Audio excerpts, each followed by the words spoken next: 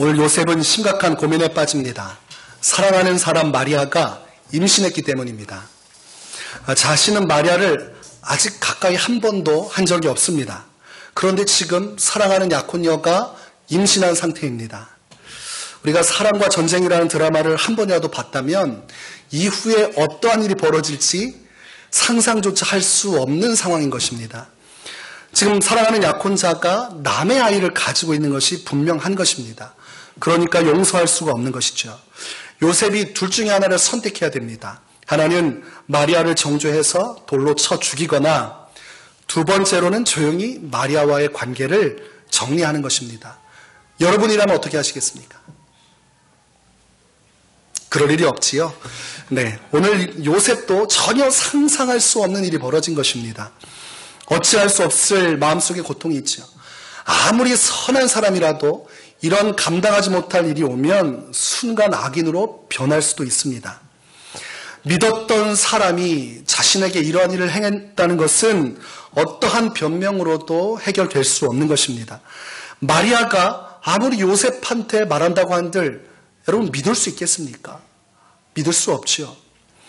그런 상태에서 요셉이 한 가지를 결정합니다. 그냥 이 문제를 덮기로 한 것입니다. 살인사건으로 가지 않고 이 문제가 덮여졌습니다. 성경에서는 그 요셉을 의로운 사람이라고 말했습니다. 이 사람이 심성이 참 고든 사람이고 마음이 바다와 같이 넓은 사람입니다. 그러니까 이것을 아무런 소리 없이 조용히 덮었지, 그렇지 않았으면 이미 마리아는 죽었을 것입니다. 그때에 성경에 보니까 하나님께서 천사를 보내십니다. 20절 말씀을 보니까 이 일을 생각할 때에 주의 사자가 현몽하여 이렇게 되어 있습니다. 이제 마리아와의 관계를 다 끊고 조용히 자신의 여생을 살려고 할 때에 주의 사자가 꿈속에 나타났다고 되어 있습니다. 그 꿈을 통해서 무언가 메시지를 전하려고 한 것입니다. 천사가 꿈속에서 나타나서 말하는 것은 평범한 일이 아닙니다. 천사가 나타나서 그에게 무언가를 전언을 전할 만큼 요셉이 대단한 인물은 아닙니다. 그럼에도 불구하고 위대한 이사야 선지자가 경험했던 그 경험을 오늘 하고 있는 것입니다. 이사야 선지자도 정말 큰 선지자지만 하나님의 영광을 보고 그의 보좌를 보고 스랍들이 주 앞에 모셔선 천사들의 모습을 보고 너무 감당할 수 없는 두려움에 사로잡힌 내용이 이사야서에 나옵니다. 그것처럼 천사가 이날 이 요셉에게 찾아와서 하나님의 메시지를 전하는 것입니다. 그것은 바로 이 마리아가 임신한 것은 사람에 의한 것이 아니라 성령으로 인한 것이며 이것은 바로 하나님의 뜻과 하나님의 놀라운 계획이 담겨진 하나님의 주권적인 섭리임을 전달합니다. 천사가 이렇게 전달한다는 것은 이 일이 얼마나 중요한 일인지를 의미합니다. 천사는 성경에서 자주 등장하지 않습니다. 나타나지 않던 천사가 어떻게 나옵니까? 아주 중요한 순간에 나옵니다. 그래서 예수님께서 죽으시고 부활하신 이후에 그 무덤가에 천사가 등장합니다. 그것도 아주 부활의 영광을 바라볼 때 그 순간에 임한 것입니다. 그것처럼 이 당시 천사가 현몽한 것도 이 일이 그만큼 중요하기 때문입니다. 마리아, 요셉, 그리고 이 사이에 태어난 아기가 어떠한 의미를 지니고 있기 때문에 하나님께서 꿈속에 천사를 보낸 것입니다. 구약으로 가면 아브라함이 자신의 아내를 누이라고 속인 사건이 있습니다. 그런데 거짓말 많이 하지 않았지만 그 순간 그 거짓말이 문제가 커져서 그 사랑하는 아내가 그랄 왕 아비멜렉에게로 보내집니다. 그 남의 남자에게 시집갈 위기가 된 것이죠. 그때 성경에서 어떤 일이 벌어지냐면 그때에도 하나님께서 그 왕의 꿈속에 나타나셔서 말씀하십니다. 그 여인은 남편이 있는 여인이고 그 여자를 가까이 한 순간 너는 죽을 것이다. 그때도 하나님께서 말씀해 주십니다. 그것을 통해서 아브라함이 위기를 넘기고 하나님의 복의 근원인 하나님과 함께 하나님의 복을 따라 형통의 길로 나아가게 되는 것이죠. 그러니까 중요한 순간에 하나님이 임하시는데 오늘 마리아와 요셉이 헤어지지 못하도록 그 관계가 깨어지지 못하도록 주님께서 천사를 보낸 것입니다. 참 기구하죠. 여자는 남자를 알지 못하는데 임신을 했고 그 남자는 이 전혀 알 수 없는 애를 임신한 약혼녀와 함께 살아야 됩니다. 믿음이 없이는 이 가정이 유지될 수가 없습니다. 처녀가 임신하는 것도 목숨을 각오해야 하는 것이기에 믿음이 없이는 마리아도 이 일을 감당할 수 없었고 믿음이 없이는 요셉도 이 약혼녀를 받아들일 수 없었을 것입니다. 그러나 마리아도 요셉도 하나님의 말씀을 믿고 순종합니다. 그들이 순종하기 때문에 그들을 통해서 하나님의 계획이 이루어질 수가 있었던 것입니다.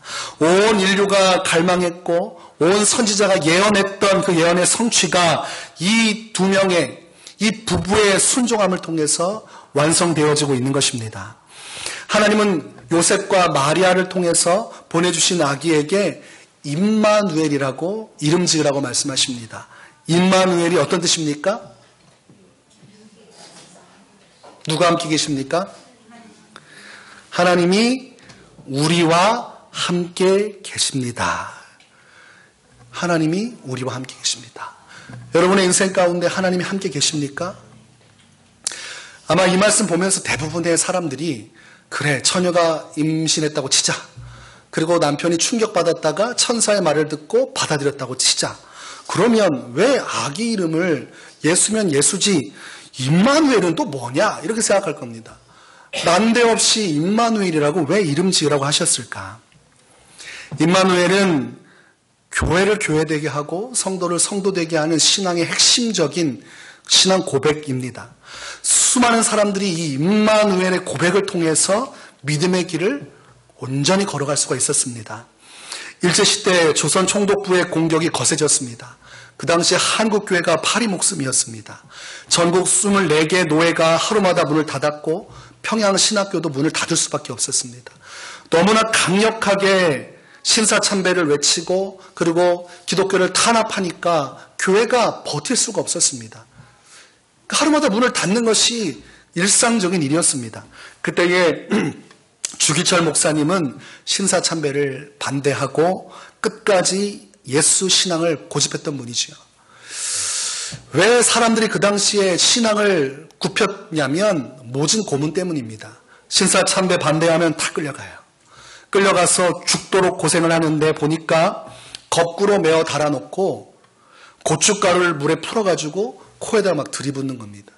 그러면 그것을 감당하지 못해서 내장이 뒤집어지고 구토하고 그뿐만이 아니고 손톱을 쑤시고 발톱을 후벼댔습니다.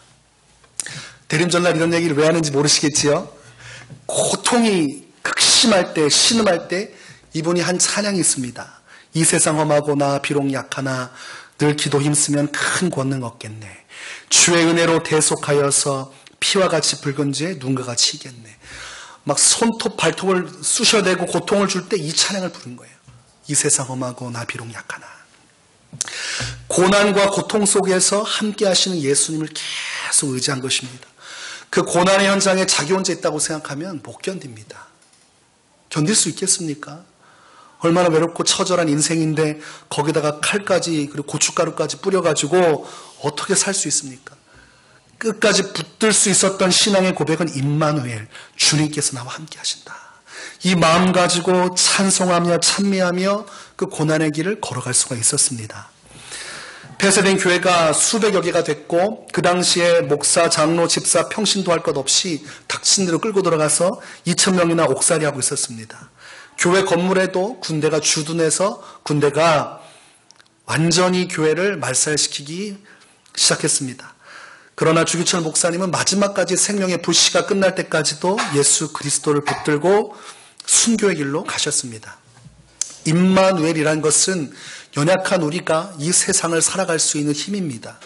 하나님은 우리가 이 땅 가운데서 혼자 있지 않으며 예수를 믿는 모든 자는 이 예수라는 이 상징, 이 구원자를 통해서 하나님이 영원히 함께할 것을 약속한 것입니다. 말라기 선지자 이후에 400년간 주님은 침묵하셨습니다. 그리고 그 침묵을 깨고 예수 그리스도를 보내시면서 임마누엘이라는 약속을 허락하신 것입니다. 내가 침묵한다고 해도 나는 여전히 너희와 함께하고 있었다.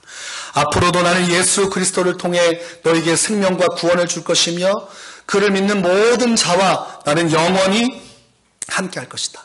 예수님은 언약의 표징이 된 것입니다. 예수님을 통해서 하나님은 온 땅 백성과 영원히 함께할 것이라는 약속을 주시는 것입니다. 여러분, 기도할 때마다 임마누엘의 주님을 기억하셔야 됩니다. 고난 속에서도 임마누엘의 주님을 기억하셔야 됩니다.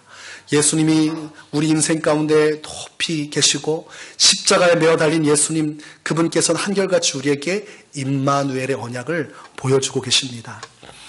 이사야 41장 10절에서 이런 말씀이 있습니다. 두려워하지 말라, 내가 너와 함께함이라. 놀라지 말라, 나는 네 하나님이 됨이라. 내가 너를 굳세게 하리라. 참으로 너를 도와주리라. 참으로 나의 의로운 오른손으로 너를 붙들리라. 이것을 내자로 줄이면 무엇입니까? 문제입니다. 네? 할렐루야입니까? 내자로 줄이면 뭐예요? 임마누엘이죠. 함께 한다는 얘기입니다. 너 두려워하지 마. 놀라지 마. 내가 너와 함께 있어. 임마누엘입니다. 누가복음 23장 43절에 죽음의 위기 속에서 예수님께서 십자가에서 고통받을 때 그 한쪽 편에도 강도가 있었습니다. 그가 자기의 신앙 고백을 합니다. 당신은 여기에 매어 달릴 분이 아닙니다. 당신은 죄가 없는 분입니다. 당신은 의인이십니다. 그 고백을 듣고 또한 그 강도의 간청을 들으시죠. 당신의 나라 임할 때 나를 기억하여 주십시오. 지금 피를 흘리고 고통 가운데서 이 신앙 고백을 하기 때문에 이것은 그냥 립서비스가 아니라 진실한 고백인 거죠. 생명이 끝나기 전에 예수 그리스도와 함께 천국으로 가고 싶은 한 강도의 외침이었습니다. 그때 예수님께서 이렇게 말씀하십니다. 내가 진실로 내게 이르노니 오늘 네가 나와 함께 낙원에 있으리라. 이것도 네 글자로 줄이면 어떤 겁니까? 임마누엘입니다. 여기뿐만이 아니고 이 십자가 처형틀만이 아니고 천국에 이르기까지 내가 너와 함께 있을 것이다. 임마누엘입니다. 임마누엘은 오늘과 내일 영원에 이르기까지 우리에게 주신 약속임을 우리가 깨달을 수가 있습니다. 예수님의 탄생을 통해서 영원한 약속을 주신 거예요. 내가 지금부터 영원까지 함께 할 것이다. 우리가 이 땅을 떠나는 날 임마누엘의 주님의 가치를 알게 될 것입니다. 생명이 숨이 몰아쉬어지고 이제 곧 내 생명의 불씨가 끝나는 날, 그때 예수님은 찾아오셔서 우리를 붙들고 임마누엘의 주님께서 천국으로 인도하실 것입니다.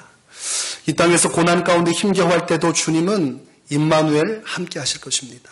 그래서 예수 그리스도를 통해 주신 임마누엘의 약속은 우리가 붙들어야 할 참된 진리고 우리가 항상 신앙 고백을 해야 할 하나님께서 주신 선물입니다. 임마누엘, 하나님이 나와 함께 계신다. 아프고 지치고 눈물 날 때 임마누엘, 주님은 나와 함께 하신다. 이 세상 다 살고 죽음의 관문을 통과해서 새로운 세계로 들어갈 때에 임마누엘, 주님은 나와 함께 하신다. 오늘 처녀 마리아를 통해서 이 땅에 탄생하신 예수님, 그리고 요셉의 사랑 속에서 자라나시고 구원의 완성을 이루신 예수님께서는 우리에게 임마누엘의 주님으로 함께 하십니다. 성탄을 기다리면서 우리의 마음속에는 이 고백이 있어야 돼요. 임마누엘, 임마누엘. 주님이 나와 함께 하십니다. 주님이 나와 함께 하시기에 이 땅에 오셨고 영원한 생명의 문을 여셨고 영원한 천국으로 나를 인도하십니다. 여러분 안에 임마누엘의 은혜를 누리는 기쁨이 있으시기를, 그리고 그 신앙 고백 속에서 이 대림절 또한 성탄절 기쁨으로 주님과 함께하는 축복의 시간이 되시기를 주의 이름으로 축원합니다.